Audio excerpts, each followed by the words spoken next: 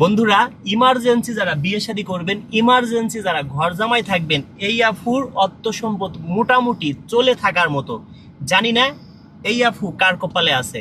তো বন্ধুরা চলুন আপুর কাছে যাই, আপুর মনের কথা শুনি। আসসালামু আলাইকুম আপু, কেমন আছেন? ওয়ালাইকুম আসসালাম, ভালো আছি। আপনি কেমন আছেন? একটু জোরে বলেন। আপু আপনার নাম? মুসলিমা আক্তার। মুসলিমা আপু। আপনার দেশের বাড়ি?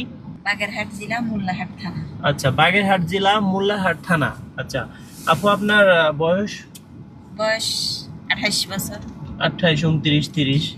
এখন শুনেন, আপনি যদি আপনার বয়সী লোককে বিয়ে করেন, আপনাকে কয়দিন পর ছুড়ে ফেলে দিতে পারে। যদি একটু বয়স্ক লোককে বিয়ে করেন, তারা বউকে অনেক ভালোবাসে, চিন্তা করবে আল্লাহ রে, এরকম সুন্দরী বউ চলে গেলে এরকম বউ আর পাইতাম না।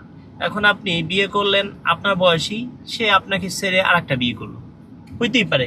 আর যদি একটু বয়স্ক লোক বিয়ে করেন, বউ মারা গেছে, বউ চলে গেছে, তারও একটা বেবি আছে, তাহলে আপনার বাড়িতে এনে সে রাখতে পারবে? পারবো। আচ্ছা, কেমন বয়স্ক লোক হলে বিয়ে করবে? আপনার নিজের মুখে মন থেকে বলেন তো। ধরেন 40-42 এরকম বয়স হইলে হবে। আচ্ছা আচ্ছা। আপু উচ্চতা?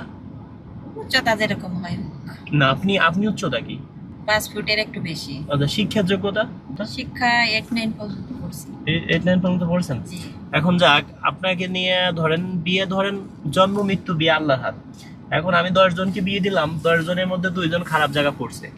এখন খারাপ জায়গা পড়ছে, ভালো করছে কিরা আল্লাহ, খারাপ করছে কিরা রাজু খান, ওই 2 জন আমাকে অভিশাপ দিবে। ওই 2 জনের মধ্যে আপনিও একজন হইলেন, তাহলে আপনি আমাকে আবার অভিশাপ দিবেন না তো? না, মন থেকে বলেন, মন থেকে বলছি। অভিশাপ দিবেন না? না। আর দর্শক বন্ধুরা, আসলে এই আপু অনেক কান্নাকাটি করছে যে ভাই বিয়ে শাদী করবো। যাক, আমরা আসছিলাম অনেক দূরে। তা আপু ও আপুর সাথে তার আরো 2টা বোন আছে। আপুরা কয়টা বোন? 2টা। 2টা বোন আপনারা।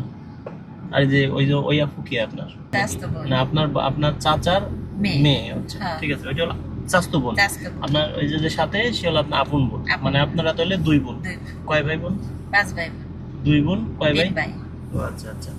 তো দর্শক বন্ধুরা, জানি না এই আপু কার কপালে আছে। সর্বোচ্চ চেষ্টা করব ভালো কিছু দেওয়ার জন্য। তবে শুনেন, নামাজ কালাম করবেন, আল্লাহর কাছে চাবেন, অবশ্যই পেয়ে যাবেন। ভালো করছে কিরা আল্লাহ, খারাপ করছে কিরা রাজু খান।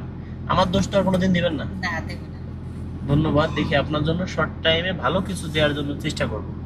তো দর্শক বন্ধুরা, সর্বোচ্চ অল্প সময়ের মধ্যে আমরা ভালো কিছু দেওয়ার জন্য চেষ্টা করব। তো আপনারা সবাই আমার পাশে থাকবেন, দোয়া করবেন এই কাজগুলো যেন করতে পারে। যদি ঘরে বউ থাকে, তাহলে কি বিয়ে করবেন? না, ঘরে বউ থাকলে বিয়ে করব না। আচ্ছা, ঘরে বউ থাকা যাবে না।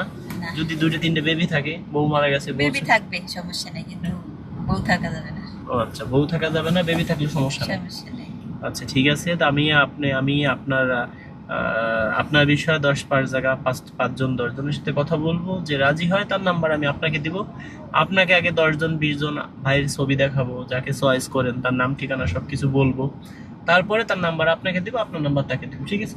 ঠিক আছে। দয়া করবেন যেন ভালো কিছু করতে পারি। আপনি আপনার মন মতো দেখে শুনে বিয়ে শাদী করবেন। হ্যাঁ। তা দর্শক বন্ধুরা, আপুদেরকে একটু হেল্প দিচ্ছি। আমরা আসলে কি বলবো, আমরা আসলে যশোর থেকে আমরা যাচ্ছি কোথায়? বাগেরহাটে। একটা নদী আছে, আমরা সেই নদীর মাঝখানে, সেটাও আপনাদের দেখানোর চেষ্টা করি। দেখি বা একটু নামাই দেই, যেহেতু আমি খুলে নামাচ্ছি। দর্শক বন্ধুরা দেখেন, আমরা একটা নদী পার হচ্ছি পুরো।